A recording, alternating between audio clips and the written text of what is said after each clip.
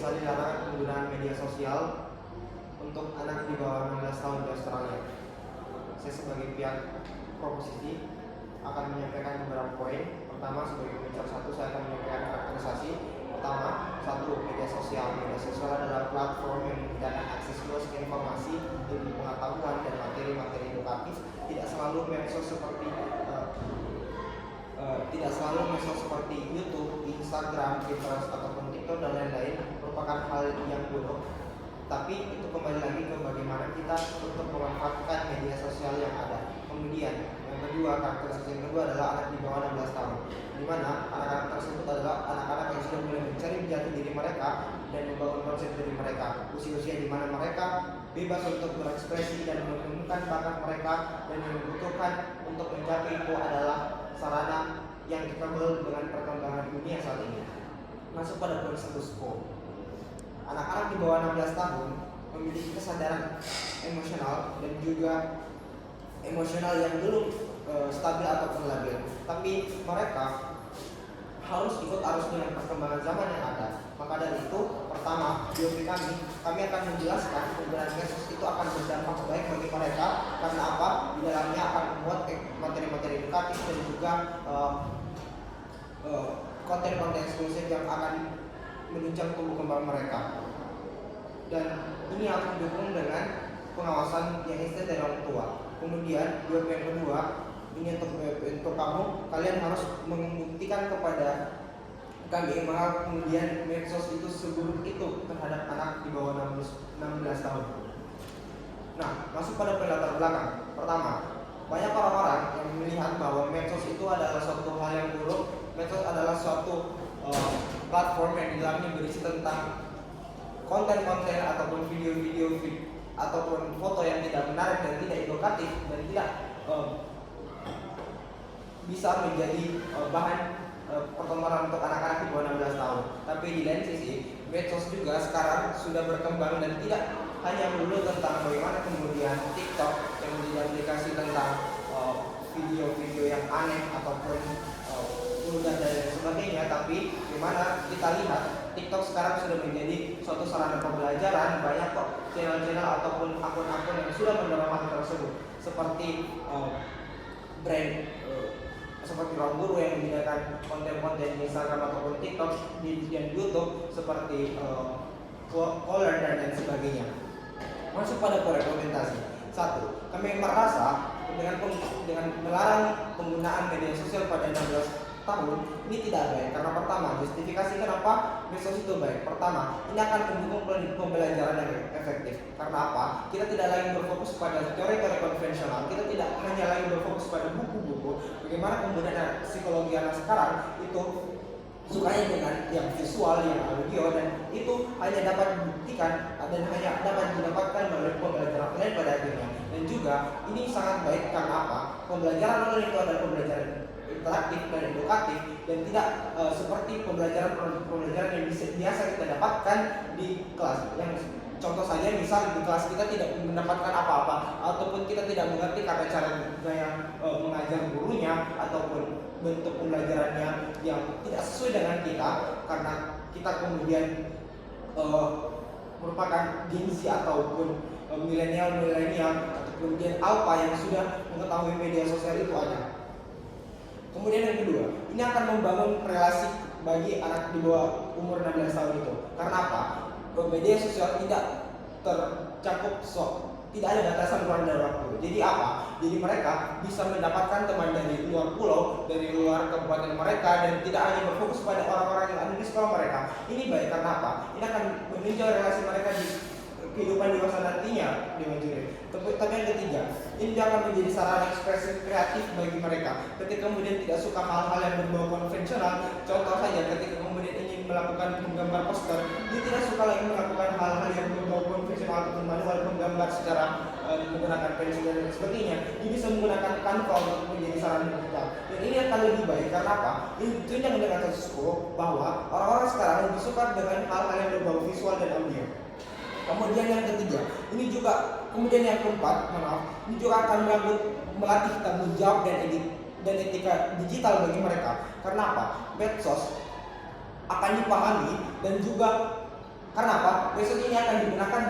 kehidupan yang akan berlangsung ke depannya. Ketika kemudian anak di bawah 16 tahun ini diberikan pengenalan terlebih dahulu ataupun sudah menjamah medsos sedari dulu, dia sudah tahu seluk-beluk medsos itu seperti apa, akses bagaimana yang dia bisa diakses, kemudian postingan-postingan apa yang cocok untuk mereka, kemudian video konten-konten apa yang cocok untuk mereka, itu bisa dia latih. Kemudian dia memupuk dirinya sedari di bawah 16 tahun itu, kemudian di dewasa mungkin 18 tahun ataupun di kerjaan, dia sudah bisa memilah yang mana konten yang baik dan di mana konten yang buruk. Kemudian soal etika digital, ini juga akan berarti etika digital mereka. Ketika kemudian sedari awal dia sudah diberikan pengawasan terhadap orang tua bahwa hal inilah yang dapat kamu akses, hal ini yang dapat kamu unggah, dan hal ini yang dapat kamu percaya.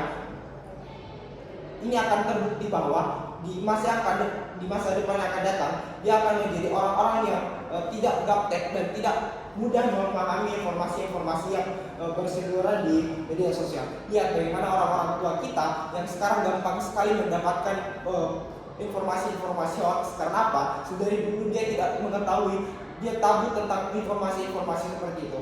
Maka dari itu, dengan melatih tanggung jawab dan etika digital ini akan baik bagi diri mereka. Kemudian bentuk pengawasan yang akan diekstensi oleh pembicara kedua dari pihak proposisi, bangga menjadi proposisi. Terima kasih.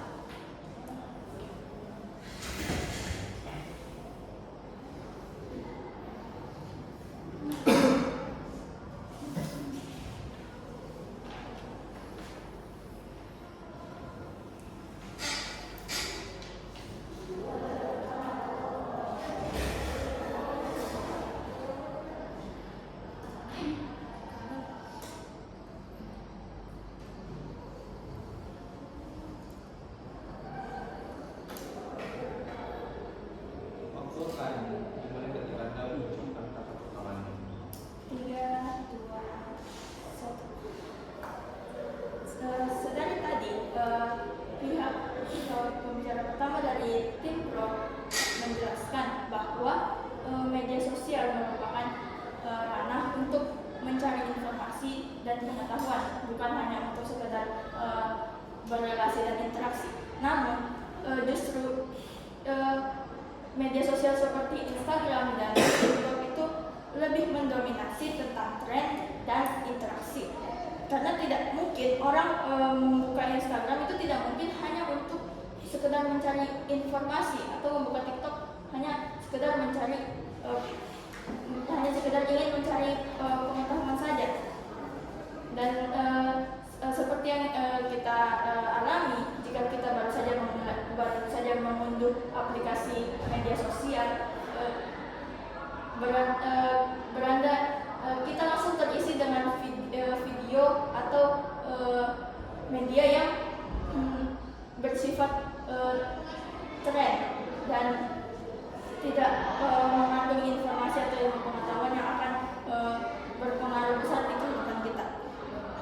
Dan pembicara pertama tim Pro juga menjelaskan bahwa media sosial itu mendukung pembelajaran seperti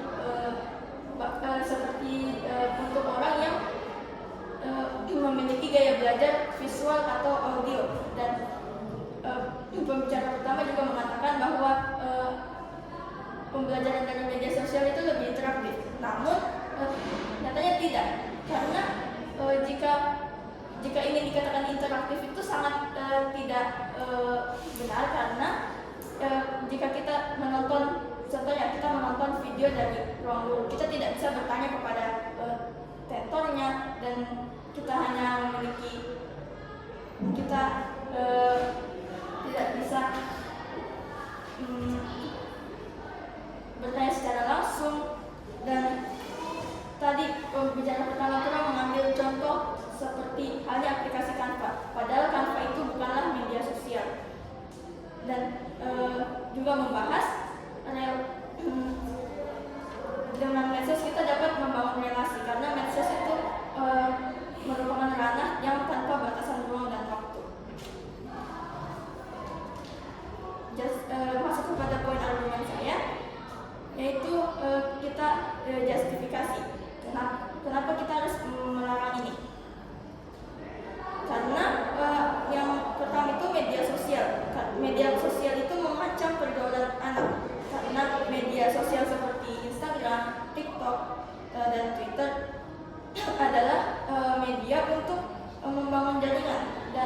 bersifat global, yang dimana itu tanpa batas, yang muda atau yang tua itu dapat berinteraksi.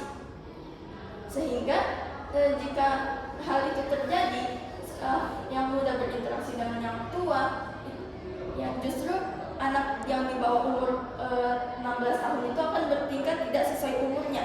Apalagi jika mereka itu mengonsumsi tren-tren yang tidak berfaedah. Saya mengambil definisi anak, bahwa anak itu bersifat anak yang di bawah umur 16 tahun itu bersifat FOMO, egois, oversharing, butuh validasi, konsumtif, dan ingin merasakan kebebasan. Sehingga ini dapat berpengaruh ke pergaulan di kehidupan nyatanya.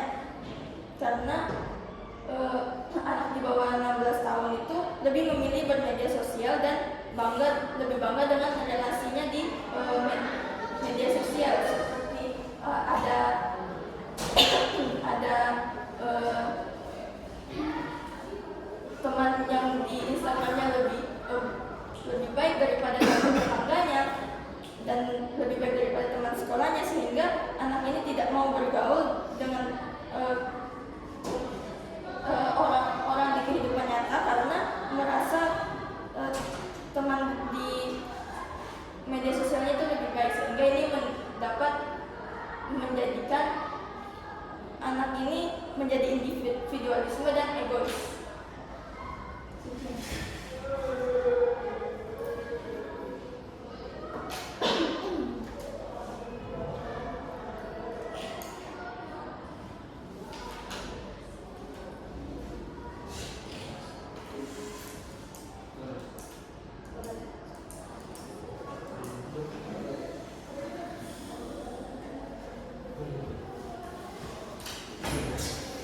Matikan gelas ini.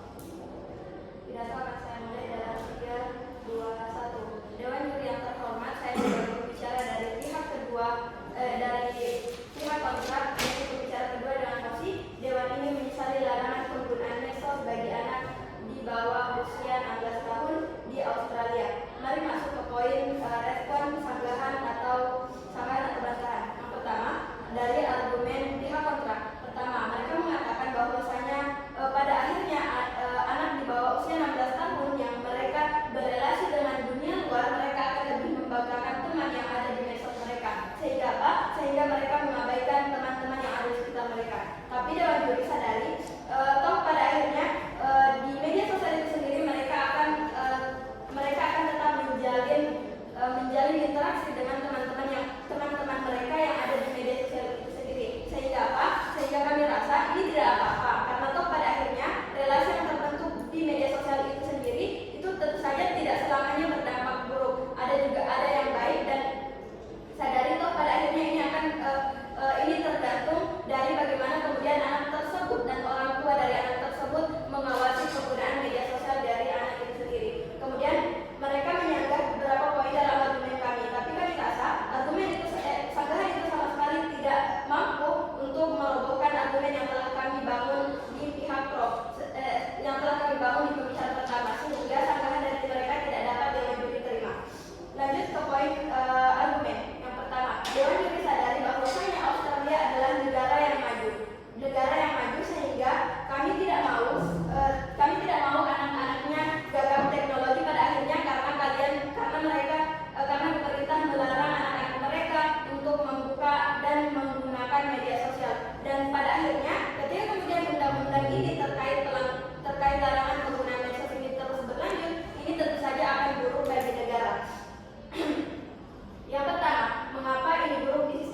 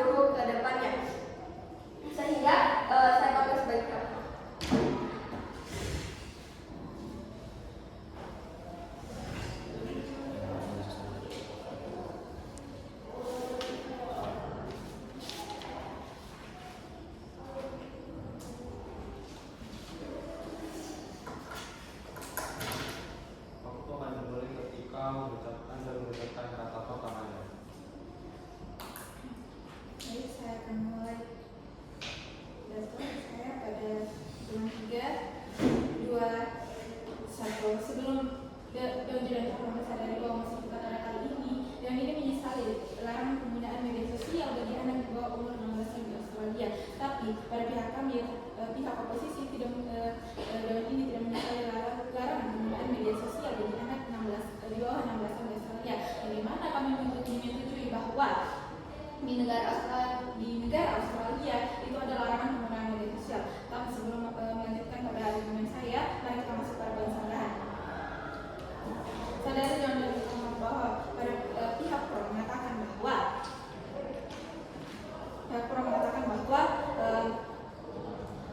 anak-anak di bawah 16 tahun itu akan menonton video-video yang tidak negatif, ataupun mereka akan menonton video-video pembelajaran seperti di YouTube ataupun di TikTok. Tapi sadari bahwa Dewan Juri yang terhormat, apakah mereka dapat memastikan bahwa anak di bawah 16 tahun itu menonton hal yang positif? Apakah mereka memastikan bahwa anak di bawah 16 tahun itu tidak menonton hal-hal yang negatif, yang dimana kita ketahui bersama bahwa anak-anak di bawah 16 tahun itu mudah bosan pada sebuah pembelajaran, yang tentunya mereka tidak hanya berfokus pada pembelajaran tersebut, tetapi mereka tentunya akan berselancar ataupun mencari refreshing di media sosial. Kemudian yang kedua, pada pihak proposisi mengatakan bahwa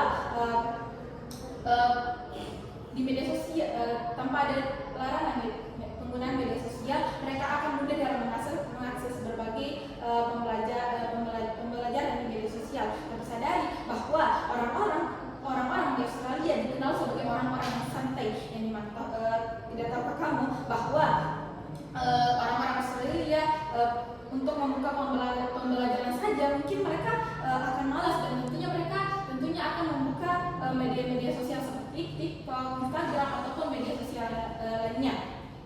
Kemudian masuk pada akhirnya ketika mereka bosan dalam pembelajaran lewat YouTube ataupun TikTok misalnya, tentu mereka akan pergi untuk bermain media sosial misalnya. Kemudian masuk pada argumen pertama saya, yang jadi terhormat, di sini kita tidak menyesali mengenai larangan kami adanya larangan penggunaan media sosial bagi anak di bawah 16 tahun di Australia. Di sini kami mengapa kami adanya pelarangan penggunaan media sosial? Yang pertama, karena di sini kita menjaga kesehatan mental anak, dan di mana kita ketahui Dewan Juri yang terhormat bahwa di era digital sekarang, di mana era digital mulai berkembang, dan tentunya banyak anak-anak yang menggunakan media sosial, dan tentunya di media sosial itu banyak sekali terjadi kasus-kasus seperti cyberbullying misalnya, dan tentunya itu akan berdampak pada kesehatan mental mereka. Sadari bahwa ketika kesehatan mental mereka anak-anak di bawah 16 tahun itu tidak baik, tentunya itu akan meningkat, itu akan berpengaruh terhadap semangat belajar mereka. Sadari bahwa ketika anak di bawah 16 tahun sebelum menggunakan media sosial mereka semangat untuk belajar, tetapi ketika mereka setelah menggunakan media sosial tentunya dan menerima hate comment misalnya, tentunya mereka tidak akan semangat belajar karena mereka menilai diri mereka itu sebagai seseorang yang buruk. Namun ketika pihak pro mengatakan bahwa mereka mendapatkan hate comment karena mereka membuat konten-konten yang tidak bermanfaat misalnya, tetapi sadari bahwa di era sekarang apalagi kita sebagai Gen Z itu mudah untuk ikut-ikutan, dan tentunya ketika kita melihat konten-konten pada media sosial, tentunya kita ingin mengikuti tren tersebut karena kita tidak ingin ketinggalan tren tersebut misalnya. Dan ketika kita membuat sebuah konten tersebut dan tanpa sadar, dan ketika kita mendapatkan hate comment misalnya, dan tentunya itu akan berdampak pada mental anak. Yang kedua adalah ketika dampak kesehatan mental anak terganggu, tentunya itu akan berpengaruh kepada pergaulan mereka. Sadari bahwa ketika mereka mendapatkan hate comment di akun media sosial mereka misalnya, mereka mungkin akan berpikir bahwa orang-orang terdekat mereka lah yang melakukan hate comment kepada mereka misalnya, dan tentunya itu akan mengganggu pergaulan ataupun interaksi mereka kepada orang-orang terdekat mereka misalnya, karena mereka tidak mempercayai orang-orang terdekat mereka. Kemudian yang kedua, di sini kami sebagai tim oposisi ingin menjaga identitas anak. Sadari bahwa anak di bawah umur 16 tahun itu masih labil dalam kondisi media sosial, yang dimana mereka tentunya ada beberapa anak yang tentunya belum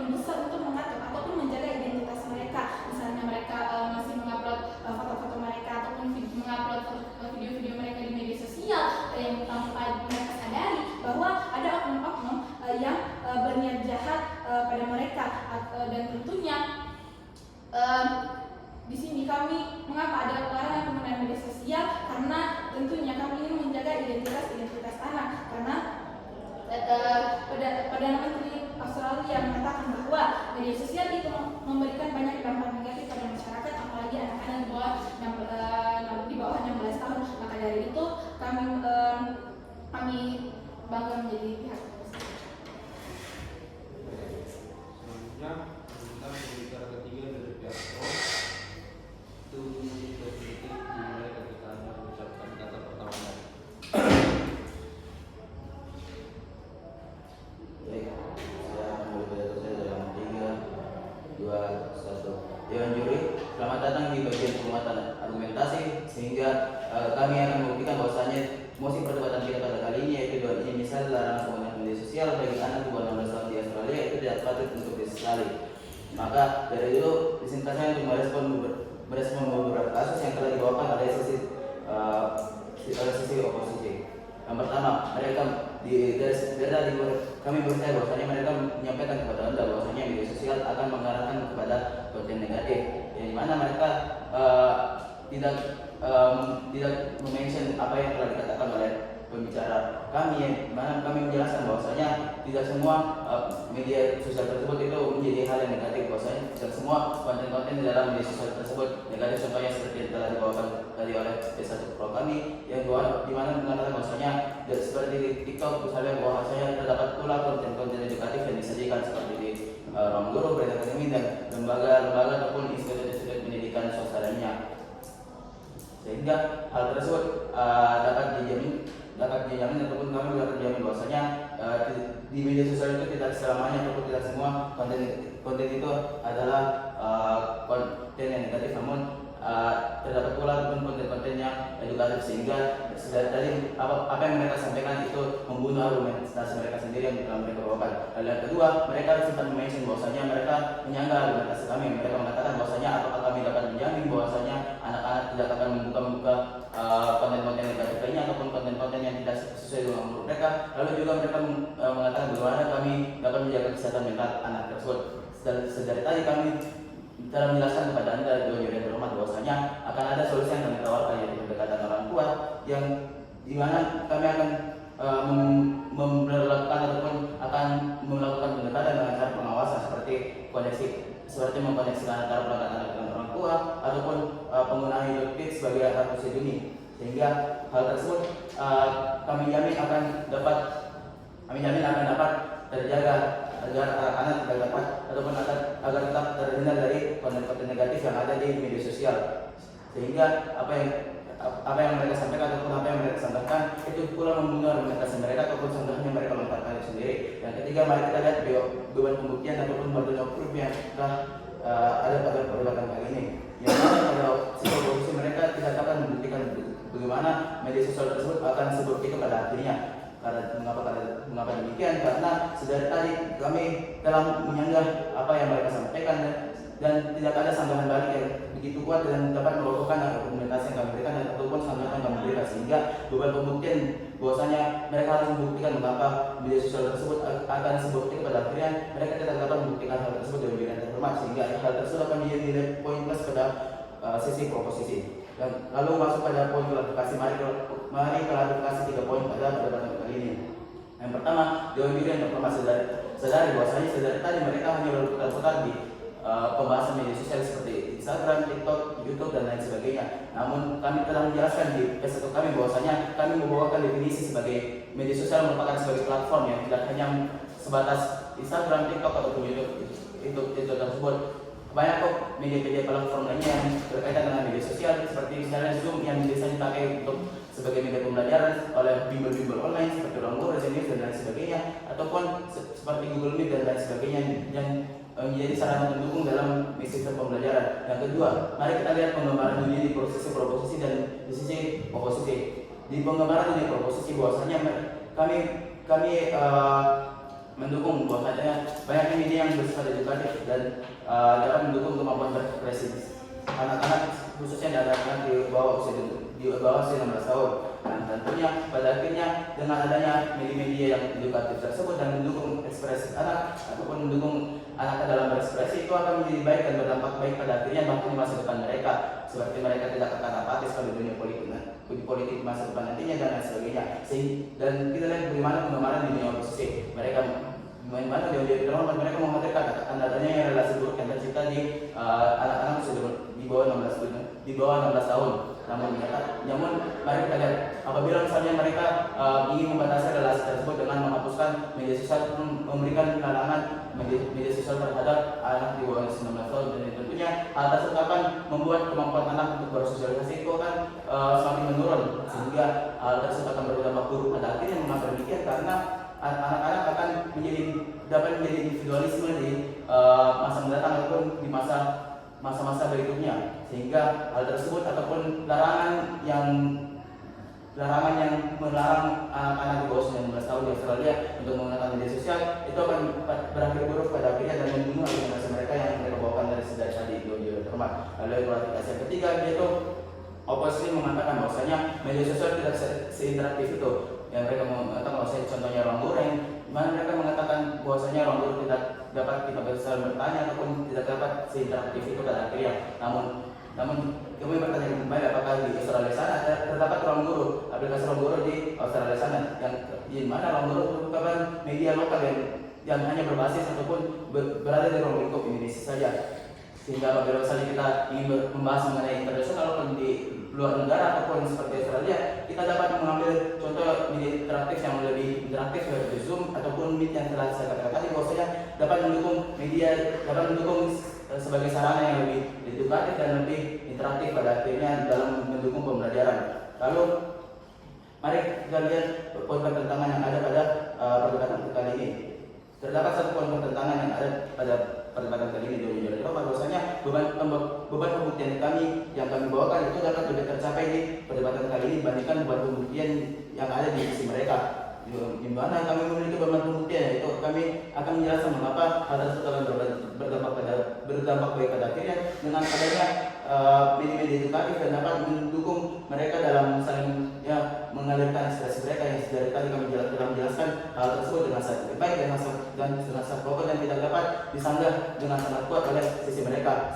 Dan juga di sisi mereka tidak dapat membuktikan burden of proof yang mereka miliki, yaitu mengapa media sosial pada akhirnya akan seburuk itu di masa mendatang pada anak-anak 19 tahun pada akhirnya. Sehingga kami mengatakan bahwasanya apabila misalnya ingin menyesali atau ingin tidak menyesali larangan media sosial tersebut, hal tersebut sepertinya tidak relevan ataupun kami sangat bangga berada di sisi proposisi.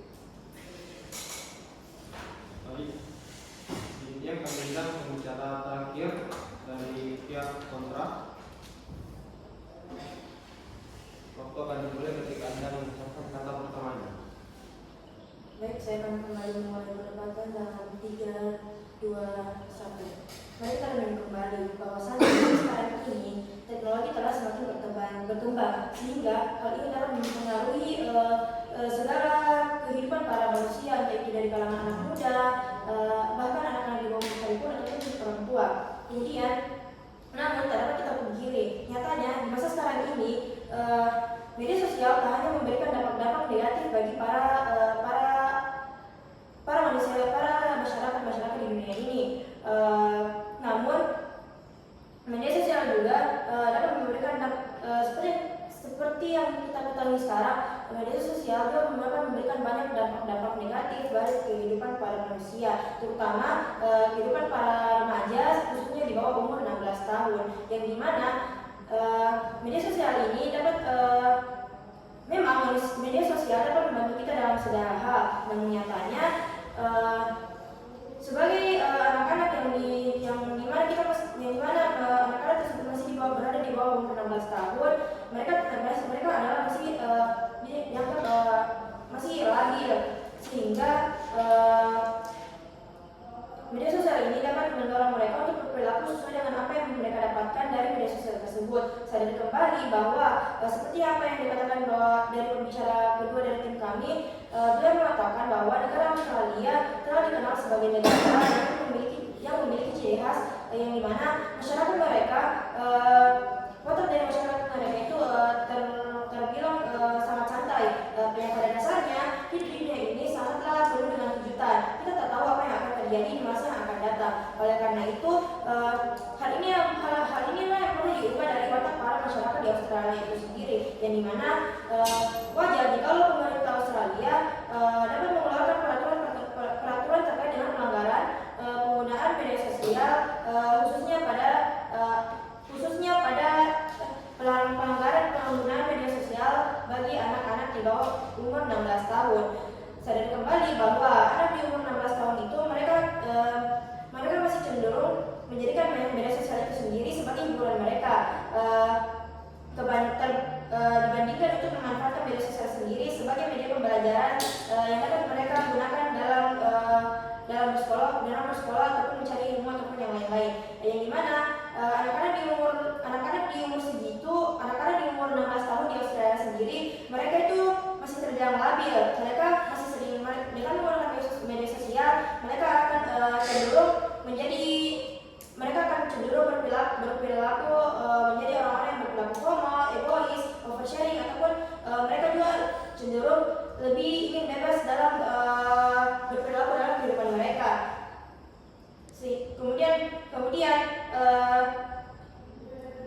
Kemudian perlu kita sadari perlu kita ingat kembali bahwasanya di Australia sendiri juga telah banyak kasus-kasus seperti cyberbullying, sehingga hal ini dapat mengganggu kesehatan mental bagi para remaja di Australia itu sendiri. Kemudian sehingga hal itu dapat membuat mereka terancam karena mereka akan memiliki pikiran-pikiran negatif bahwasanya cyberbullying itu sendiri mereka dapatkan dari orang-orang terdekat mereka, sehingga hal tersebut dapat membuat mereka untuk mengurung diri ataupun lebih mengisolasi diri dan menjauhkan diri mereka dari orang-orang lain. Kemudian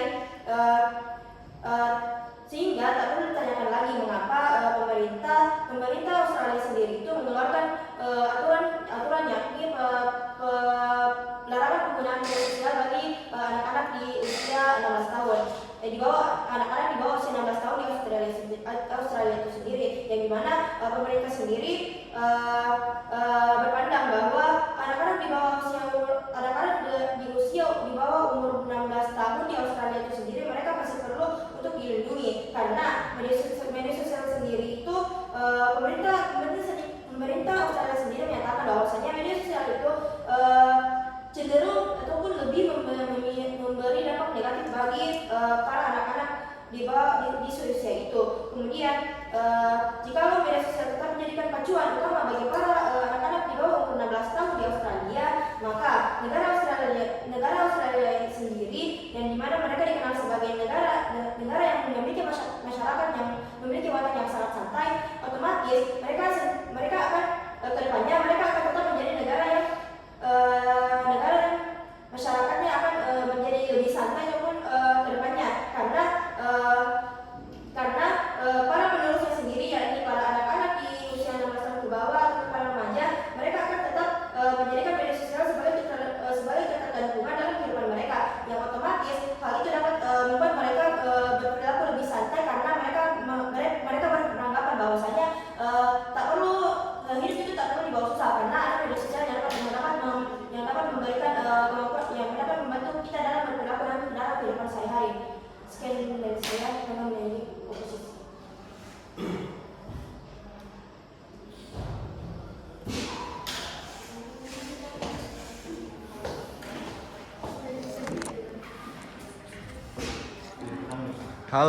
Halo, Ricky.